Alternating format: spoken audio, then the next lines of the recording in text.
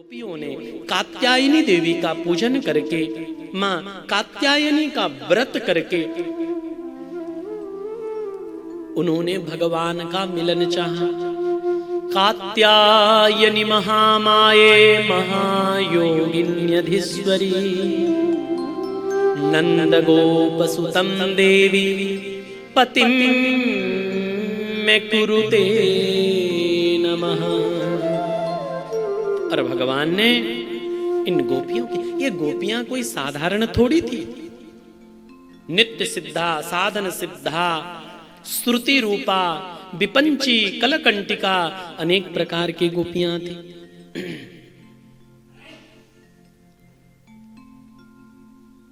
पद्म पुराण के पाताल खंड में अनेक गोपियों की चर्चा आती है। ये जरूर हम सबको सुनना चाहिए रासलीला सुनने से पहले। पाताल खंड में पद्म पुराण में वर्णन आता है, उग्र तपा नाम के एक ऋषि हुए जिन्होंने पंचदशाक्षर मंत्र का जाप करते हुए रासोन्वत नवकिशोर श्री श्याम सुंदर का ध्यान करने लगे। कितने दिन तक? 100 कल्प तक श्याम सुंदर के ध्यान किए।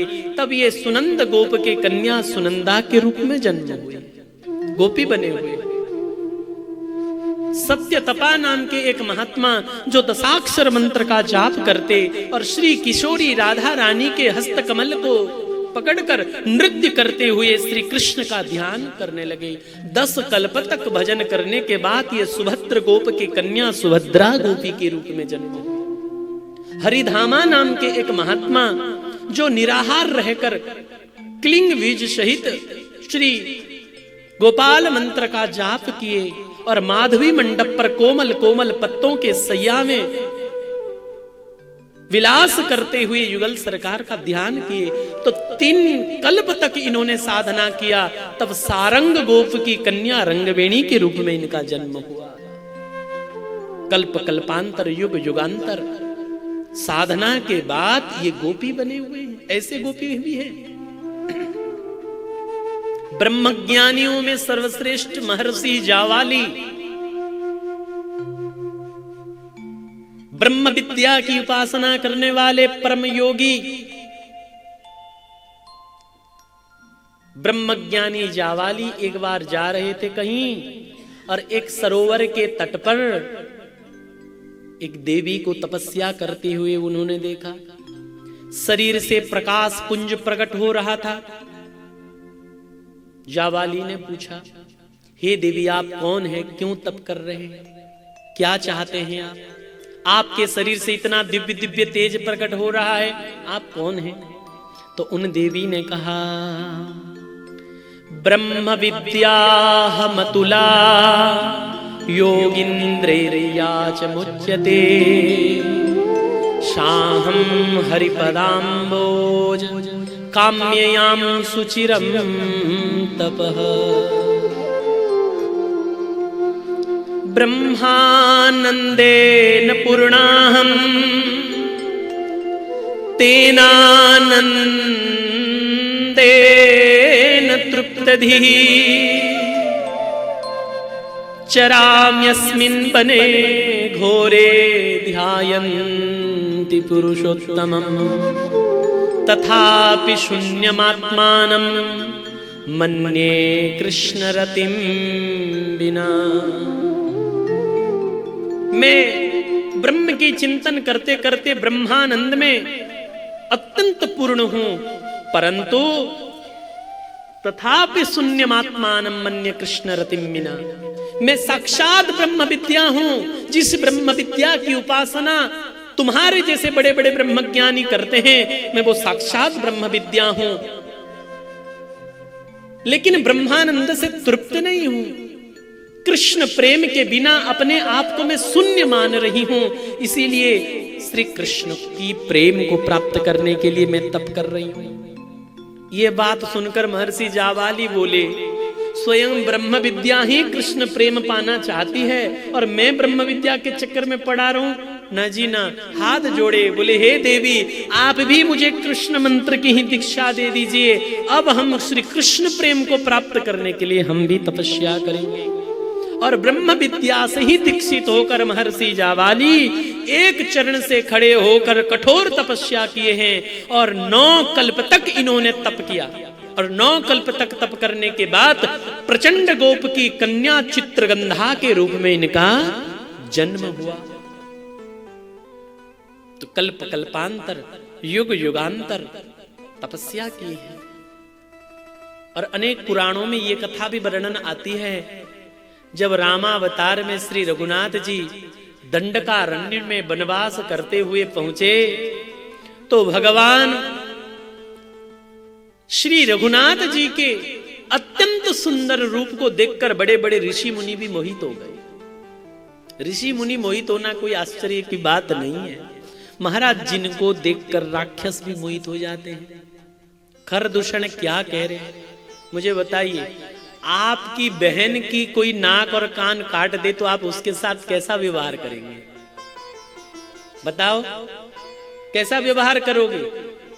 मारने के लिए तैयार हो गए कि नहीं? उन पर कोई दया करेगा? उन पर कोई प्रेम का भाव रखेगा? उन पर कोई प्रभावित होगा? नहीं ना। लेकिन शूर्पणखा के नाक कान काट दिए हैं भगवान। शूर्पणखा के शिकायत से खरदूषण आए, लेकिन खरदूषण जब श्री रघुनाथ जी के स्वरूप का दर्शन किए तो खरदूषण कहते हैं, यद्यपि भगिनी किन्हे कुरूपा, यद्यपि भगिनी किन्हे कुरूपा, बदलायक नहीं पुरुष अनुपा, बदलायक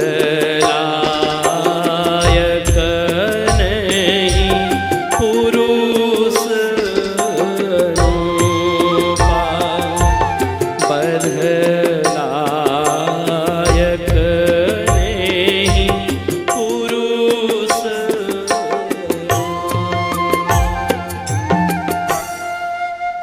बदलायक नहीं पुरुष अनुपा। ऐसे सुंदर हैं और ऐसे श्री रघुनाथ जी के रूप को दर्शन करके तो ऋषि मुनि निहाल हो गए। ऋषि मुनि बोले, जय जय, आप सबकी अभिलाषा पूरा करते हैं। राम जी बोले, हाँ, तो हमारे भी अभिलाषा पूरा कर दीजिए।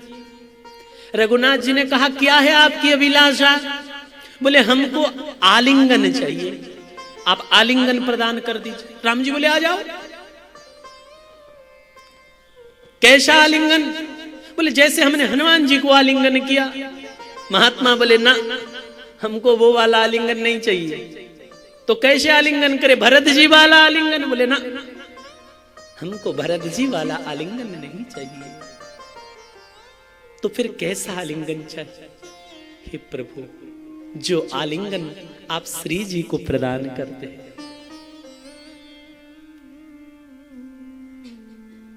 अंक में भरते हैं। कृपा करके आप उसी भाव से अपना वरद हस्त हमारे सिर पर तो रख दीजिए। सिर सीधे ही न श्री कर ग्रहम। भगवान बोले, इसके लिए तो आप लोगों को प्रतीक्षा करना पड़ेगा। कब तक? बोले, द्वापर में जब मैं श्री लीला पुरुषोत्तम के रूप में प्रकट होऊंगा, तब बंसी बजा के मैं तुम सब लोगों को बुलाऊंगा और तब मैं अपना आलिंगन परिरंभन चुंबन प्रदान करके तुम सब प्रेमियों को कृतार्थ करूंगा। इसी प्रकार दंडकारण्य के बड़े बड़े अमलात्मा विमलात्मा महात्मा गोपी बने हुए हैं। ऐसे साधन सिद्धा गोपी भी हैं। कुछ मिथिला के गोपी, कुछ कौशल गोपी, कुछ अयोध्या के गोपी, जो जो भगवान के प्रति जो जो भावना बनाई थी भगवान आज उन सबकी अभिलाषा पूर्ण कर रहे हैं। भगवान अपि, भगवान होकर भी सबके अभिलाषा पूरा कर रहे हैं।